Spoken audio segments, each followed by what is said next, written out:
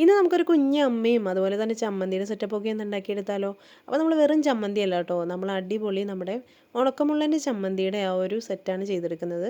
അപ്പോൾ നമുക്ക് ആദ്യം ഇതുപോലെ ആ ഒരു അമ്മയും അതുപോലെ തന്നെ കുഴയൊക്കെ ഒന്ന് ഷേപ്പ് ചെയ്തെടുക്കാം. അതിനുശേഷം നമുക്ക് കല്ലിൻ്റെ ആ ഒരു ടെക്സ്ചർ ഇതുപോലെ ഒന്ന് കുത്തി കുത്തി അതിൻ്റെ ഒരു ടെക്സ്ചർ മേക്ക് ചെയ്ത് കൊടുക്കുക. അതുപോലെ അമ്മിക്കുഴയ്ക്കും കളർ ചെയ്ത് കൊടുക്കാം. അതിനുശേഷം നമ്മൾ ഈ ചമ്മന്തിക്ക് വേണ്ടുന്ന ഒരു ചെറിയ കഷ്ണം പുളി, അതുപോലെ തന്നെ നമ്മുടെ ആ ഒരു നല്ല എരിവുള്ള നാടൻ മുളക്, ചുവന്നുള്ളി, പിന്നെ നമ്മൾ ഉണക്കമുള്ളൻ നമ്മൾ ഇതുപോലെ ഉണ്ടാക്കിയെടുത്തിട്ടുണ്ട്. ഒരു 5 ചെയ്തെടുത്തിട്ടുണ്ട് കേട്ടോ. അതിനുശേഷം നമുക്ക് പെയിൻറ്റിങ് പരിപാടിയിലേക്ക് എടുക്കാം. നമ്മുടെ അമ്മയ്ക്ക് ആദ്യം ലൈറ്റ് കളർ കൊടുത്തിട്ട് പിന്നെ ഡാർക്ക് കളർ മുകളിൽ കൊടുത്ത് നമുക്ക് കളർ ചെയ്തെടുക്കാം.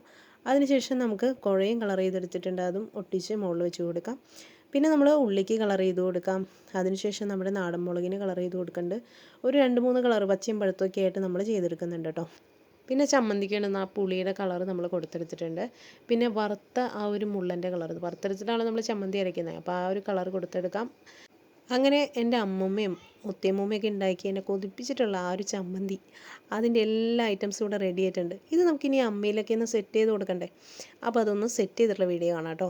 അപ്പോൾ അതേ നമ്മളിവിടെ സെറ്റ് ചെയ്തെടുത്തിട്ടുണ്ട് കേട്ടോ. അപ്പോൾ നമ്മുടെ ഇന്നത്തെ ക്രിയേഷൻ നിങ്ങൾക്ക് ഇഷ്ടമായിട്ടുണ്ടെങ്കിൽ എന്തായാലും സപ്പോർട്ട് ചെയ്യാൻ മറക്കരുതേ. കൂട്ടത്തിൽ മുള്ളൻ ചമ്മന്തി ഇഷ്ടമുള്ളവരും കൂടി കമൻറ്റ് ചെയ്യണേ.